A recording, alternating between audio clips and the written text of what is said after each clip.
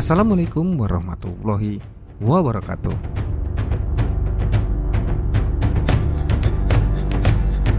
Pada bulan Maret 1289, sebuah peristiwa bersejarah terjadi di tanah suci Livan yang akan membentuk takdir sebuah kota penting, yaitu Tripoli. Pengepungan ini merupakan salah satu momen krusial dalam sejarah Perang Salib yang melibatkan pertempuran antara pasukan Kristen dan pasukan Muslim untuk menguasai wilayah yang dianggap suci oleh kedua agama. Tripoli, sebuah kota pelabuhan di pesisir Mediterania, telah menjadi pusat perdagangan dan kegiatan maritim sejak zaman kuno. Pada abad ke-13, kota ini menjadi salah satu benteng terakhir yang dikuasai oleh para ksatria Kristen di Levant. Setelah jatuhnya Yerusalem pada tahun 1187, Tripoli menjadi kunci strategis dalam upaya mempertahankan kehadiran Kristen di wilayah tersebut. Salah satu pemicu utama Perang Salib ke-9 adalah jatuhnya Yerusalem ke tangan Sultan Salahuddin pada tahun 1187 selama Perang Salib ketiga. Kejadian ini menyebabkan ketidakstabilan dan kekhawatiran di kalangan penguasa Kristen yang terus berusaha untuk merebut kembali Yerusalem. Sultan Mamluk kala itu, yaitu Qalawun, memerintah Mesir dan memiliki kepentingan besar di Levant. Sebelum Perang Salib ke-9, terdapat sejumlah perang salib yang melibatkan pasukan Kristen dan Mamluk, yang menciptakan ketegangan dan konflik berkelanjutan antara keduanya.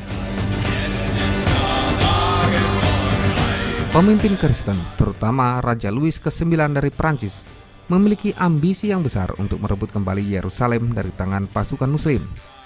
Louis ke-9 memimpin beberapa kampanye salib sepanjang hidupnya, termasuk Perang Salib ke-9, dengan harapan mengembalikan kendali atas kota suci tersebut. Pengepungan Tripoli pada tahun 1289 terjadi dalam konteks Perang Salib ke-9, yang juga dikenal sebagai Perang Salib Aragon. Para pemimpin Kristen, terutama Raja Louis ke-9 dari Prancis dan Edward I dari Inggris, bersatu untuk melawan pasukan Muslim di Levant yang dipimpin oleh Sultan Mamluk Qalawun. Tripoli menjadi sasaran utama, dan pasukan salib berusaha untuk merebutnya kembali dari tangan Muslim. Raja Louis ke-9 dari Prancis memimpin pasukan salib. Louis ke-9 adalah seorang pemimpin Kristen yang berpengaruh dan berperan besar dalam serangkaian Perang Salib. Ia mengumpulkan pasukan Prancis untuk berpartisipasi dalam upaya merebut kembali Tripoli.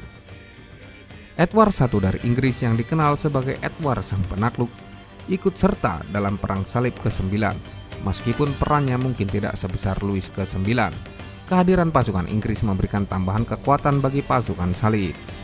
Pangeran Bohemond ke-7 dari Antioquia, yang juga merupakan Pangeran Tripoli, memimpin pasukan salib dari Aragon. Bohemond ke-7 memainkan peran penting dalam upaya untuk merebut kembali kota yang ia pimpin dari tangan Muslim. Ordo-ordo kesatria seperti Ordo Hospitaller dan Ordo Templar yang memiliki basis di Tanah Suci menyumbangkan kesatria dan pasukan mereka untuk mendukung usaha Perang Salib. Ordo-ordo kesatria ini memiliki peran khusus dalam pertempuran dan pembelaan terhadap kota-kota suci. Di sisi lain, pasukan Mamluk yang menduduki kota Tripoli dan telah mempersiapkan diri untuk menghadapi serangan pasukan salib. Mereka memanfaatkan tembok kota dan benteng-benteng sebagai benteng pertahanan utama. Pasukan salib, terutama yang dipimpin oleh Raja Louis ke-9 dari Prancis, tiba di dekat Tripoli pada awal Maret 1289. Mereka segera mengorganisir strategi untuk mengepung kota.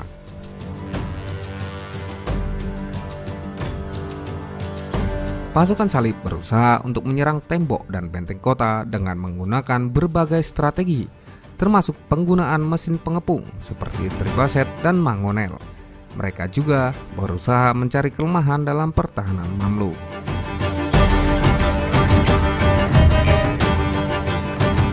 Pengepungan dimulai pada awal Maret 1289 ketika pasukan salib tiba di dekat Tripoli.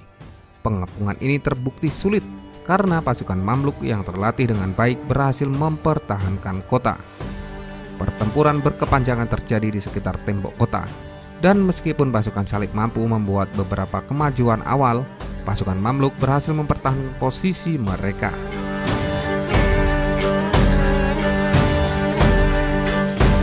Pasukan salib tidak hanya menyerang dari darat, tetapi juga melalui serangan dari laut. Mereka menggunakan armada laut mereka untuk mendukung serangan darat, yang menciptakan tekanan dari beberapa arah. Pasukan Mamluk memanfaatkan tembok kota yang kokoh dan benteng-benteng sebagai pertahanan utama mereka. Mereka menggunakan senjata jarak jauh dan perangkat pengepung untuk menghadapi serangan pasukan salib. Pengepungan Tripoli tidak hanya melibatkan pertempuran di sekitar tembok kota, tetapi juga melibatkan konfrontasi langsung di medan terbuka.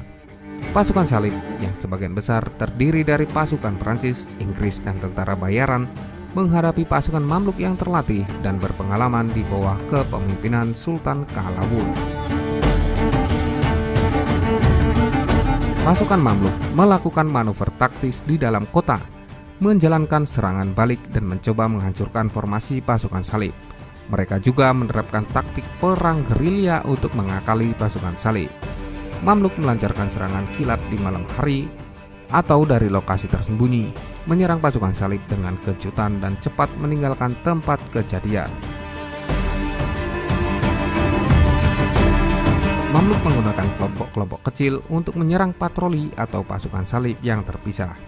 Kemudian dengan cepat mundur sebelum pasukan salib dapat memberikan respon yang efektif. Taktik ini menciptakan situasi yang sulit di mana pasukan salib harus berhadapan dengan serangan tiba-tiba dan sulit untuk merencanakan respon yang efektif. Salah satu momen tragis dalam sejarah pengepungan ini adalah kematian Pangeran Bohemond ke-7, pemimpin pasukan salib. Pangeran tersebut tewas dalam pertempuran. Kematian Pangeran Bohemond ke-7, salah satu pemimpin utama pasukan salib, menjadi pukulan besar terhadap moral dan kepemimpinan pasukan tersebut. Kehilangan seorang pemimpin yang karismatik dan berpengalaman dapat mempengaruhi koordinasi dan efektivitas pasukan. Pertempuran dan pengepungan berlanjut selama berhari-hari, di mana pasukan salib berjuang melawan ketangguhan pasukan Mamluk dan kondisi lingkungan yang tidak menguntungkan.